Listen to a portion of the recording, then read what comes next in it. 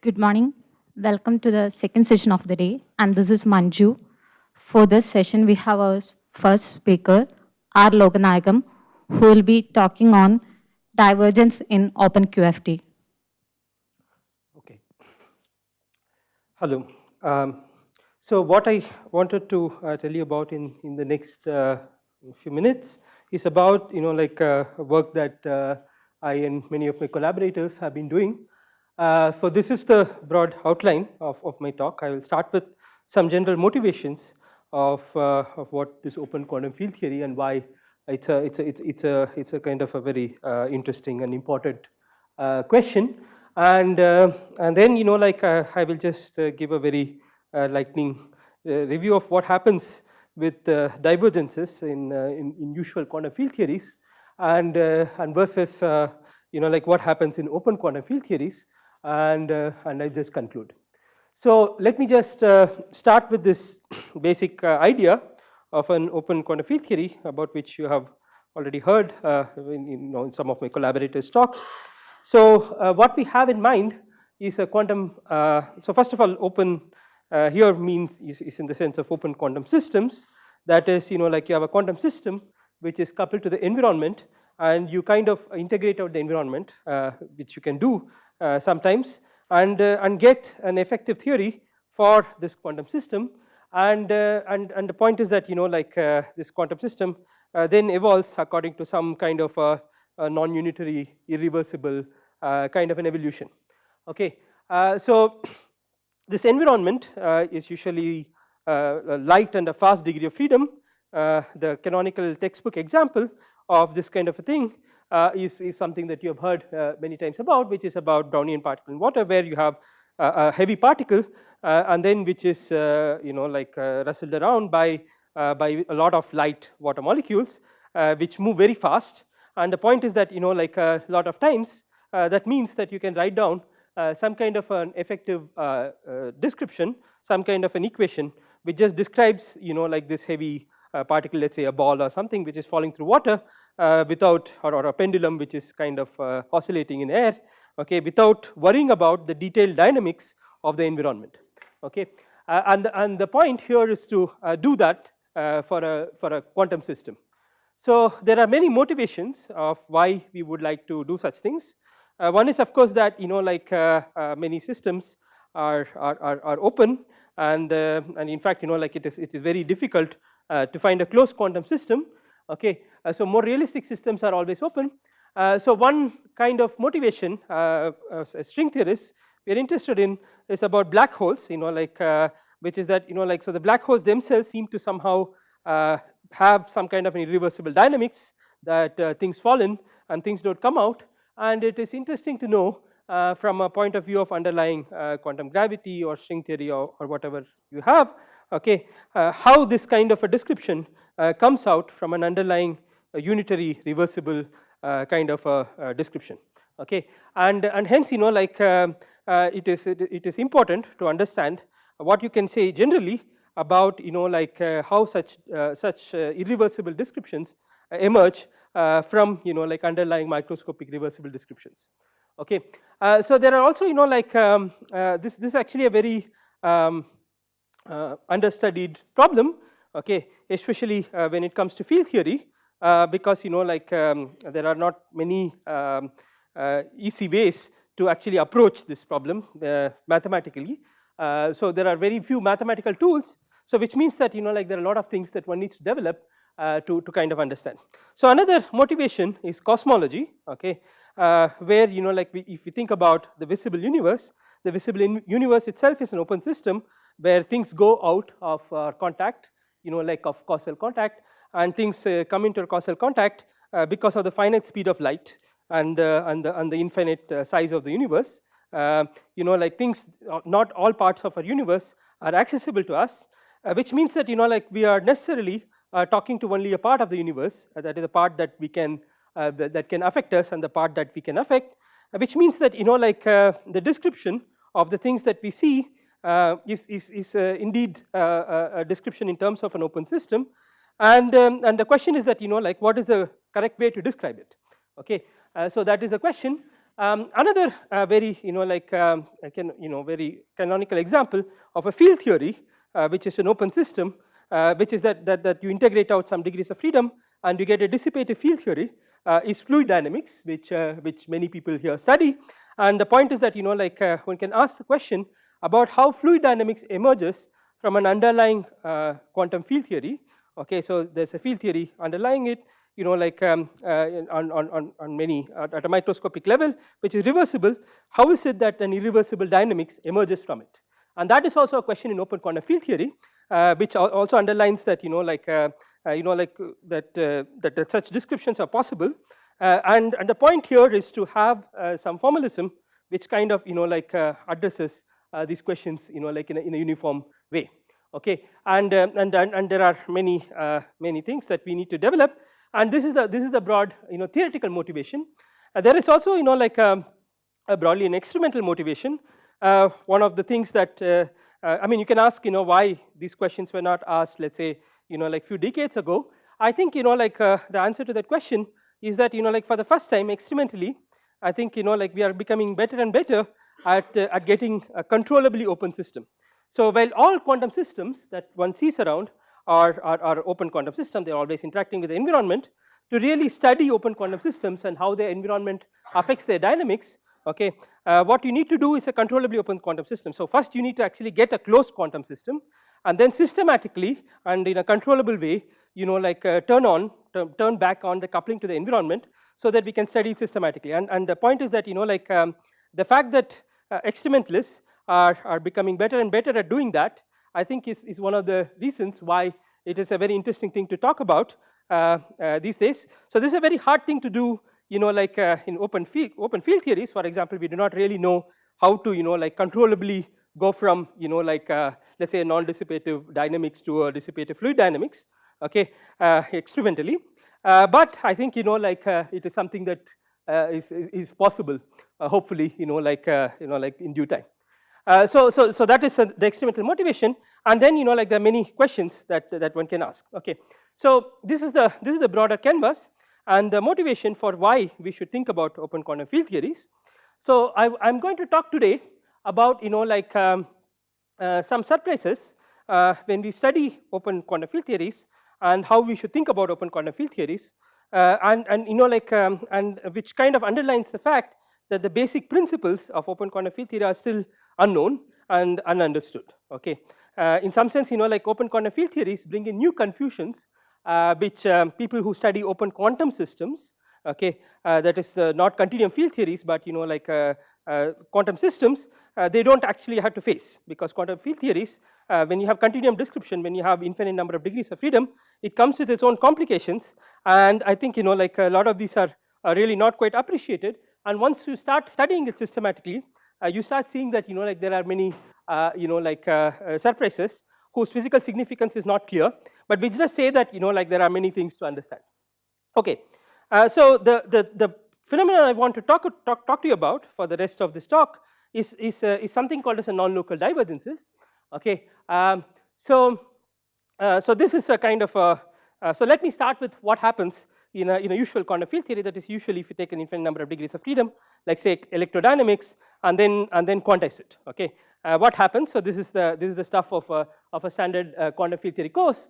Okay, so what you have is certain if you do perturbation theory, you can organize this perturbation theory in terms of diagrams. Okay, so Feynman diagrams, as they are known, and the point is that these Feynman diagrams describe propagations of virtual particles or virtual modes of the field. Okay, and the point is that you can arrange this perturbation theory in terms of in terms of the guys like this undashed line I'm showing above. The point here, which I'm not explaining for the want of time, is that when you start doing open quantum field theory, you also need to have some classical modes of propagation, not the virtual modes, which are classical modes which are dressed by quantum fluctuations, but actually modes which obey classical equations of motion, also in your perturbation theory and also in your diagrammatics, which you denote by this kind of a line. Okay, and the point is that when you mix this perturbation, when you mix these two kinds of mode propagations in open quantum field theory, the answer that comes out has some very surprising features, which is what I wanted to talk to you about. So first, in a usual quantum field theory, if you just propagate these virtual modes, okay, in a diagram like this, in a loop like that, okay, so what you get is basically an integral, okay, which corresponds to having like this product of these propagators, which basically describe this contribution to, let's say, some correlation function or something, okay, of this kind of a process where like some virtual modes go around in a loop, okay. And one well-known feature of such expressions is that these expressions are actually divergent, okay. So where like you integrate over the wave vectors of and frequencies of the modes that go around in the loop, and the point is that at large q, that is at large wave numbers and large frequencies, okay, these guys actually diverge, okay, this kind of integrals, which you can just like convince yourself by just ordinary power counting, okay, that if you do not have too many propagators, you have too little propagators, okay, then like these integrals are divergent. Now there is a way to deal with this divergence, which is also usually taught in a quantum field theory course, which is basically, roughly speaking, what you do is that you add some polynomial of momenta or the wave numbers, okay, like which come, like and then you try to make sense out of not that integral, but a sum like this, okay. And the physics of this is basically that like is that this polynomial kind of gives you kind of some crude model of what happens with very large q modes.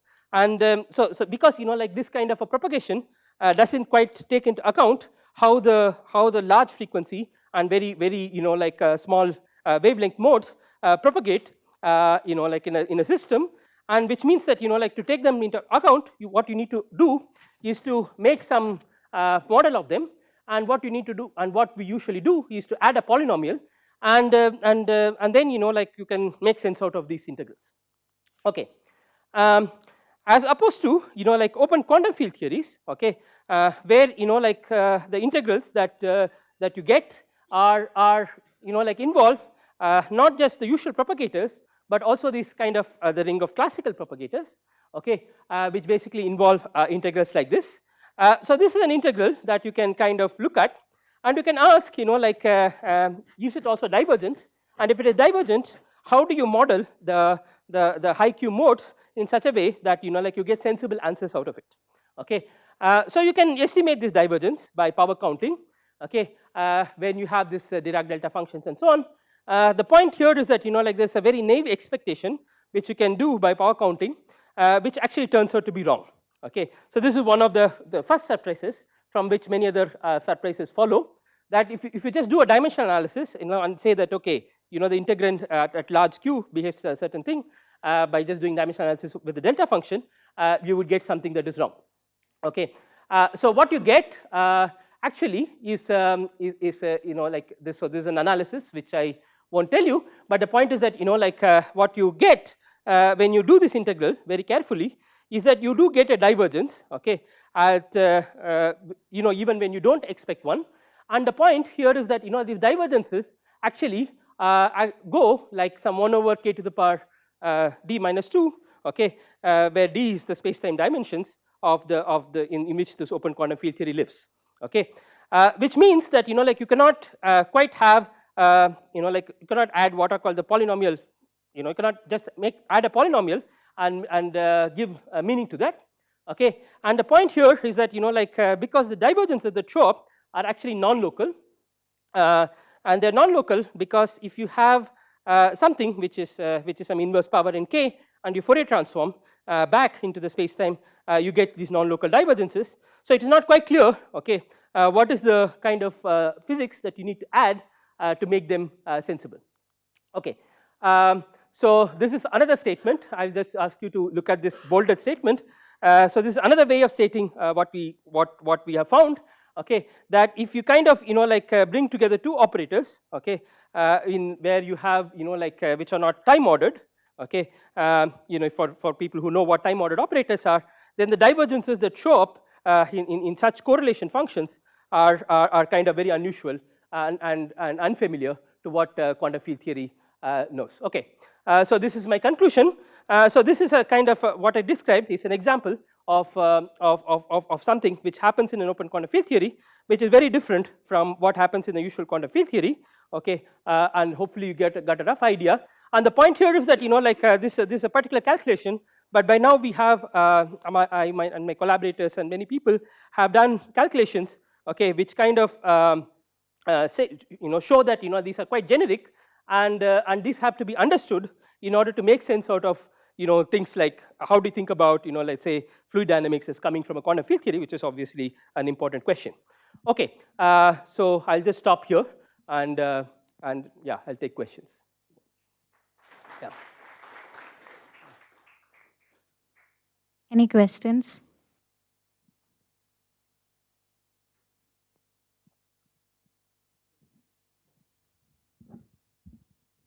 Okay, so I mean, like normal, for example, I mean, one knows how to kind of derive Navier-Stokes from Newton's equations, right? I mean, that's also hard, but roughly one knows. So, I mean, in field theory, is there an example like where you actually have something which you use, but you don't know how to derive from the field theory? Yeah, so that was one question, and then are these divergences finally related to some transport coefficients, or I mean, where do they show up? Yeah. So first the first question. So I think the point is that like the derivation that you're referring to can be made into quantum derivations, at least in weakly coupled theories, in the sense that like you can in weakly coupled theories you first kind of pass on to some kinetic description, some Boltzmann description, and you can derive things from there. Okay, if you have some exactly solvable models, you can do better. One another place where you can derive things is in the strongly coupled conformal field theories, which then can be rewritten as problems about black holes, and you can show that you can derive from the Einstein equations the Navier-Stokes equations. Okay, so that is another example where you can actually systematically derive Navier-Stokes equations, but using this ADS-CFT kind of techniques. Okay, in a strongly coupled system, so there are these derivations, but I think like one of the things that is not understood is that like while we understand how to derive the classical theory, like if you want to systematically understand it from a point of view of open quantum system, that is, if you want to understand what are the fluctuations and so on and so forth in a systematic way, I think like it is fair to say that there are no known derivations, in the sense that like basically like if you start talking about corrections to classical theory, I think it is very ill understood even in weakly coupled theories. Okay, I can tell you more about it if you want. And the second question about it is related to transport coefficients. Yes, indeed, it is related to transport coefficients, but not like just transport coefficients in the sense of like things like viscosity, but things that also include fluctuations. Okay, things like the standard deviation of the noise and so on and so forth. That is, what you should think about is that the full open quantum theory that comes is analogous to some kind of a fluctuating hydrodynamics. So it has the usual transport coefficient, but it also has other coefficients which characterize like what are the characterize the fluctuations. So if you're just doing linearized theory, yes, but at a nonlinear level, there are coefficients which are not completely fixed by the fluctuation dissipation theorem and so on, right? Okay, if you do the full nonlinearized theory, it's not true that like all fluctuations are. So it is true that like if you just do some linearized theory with Gaussian kind of approximation, then like you can use fluctuation dissipation theorem to fix the fluctuations in terms of dissipation. Which coefficients? Well, it depends, like but one would like to derive them. There are some examples where one derives them. Okay. In fact, in many of these talks that for example, Chandan and Akhil were talking about, what one is trying to do is to derive from a unity description. Okay, these coefficients. Well, okay. So that we do not know the answer to. Okay. And how these divergences show up. So the divergences show up, like when you think about it from a point of view of effective theory. Okay, it is true that like from a microscopic viewpoint, it should be not true that it should be true that there are no like funny divergences. Okay, But I think, like the fact is that, like from a macroscopic viewpoint, you do have these divergences, and these two facts should be kind of, like squared in. So the point is that, like which is just the real statement is that, like how do you think about things like fluid dynamics as an effective theory? I think, like what I'm trying to say is that, usual Wilsonian notions don't apply. Okay, that is the punchline. Okay, you have to go beyond the standard Wilsonian notions to understand fluid dynamics. Okay, so yeah, and the standard renormalization things to understand the, something like fluid dynamics. Yeah. So let's thank our speaker. And next we have Santosh Ganappa, who will be talking on chaos and thermalization in the FPU problem.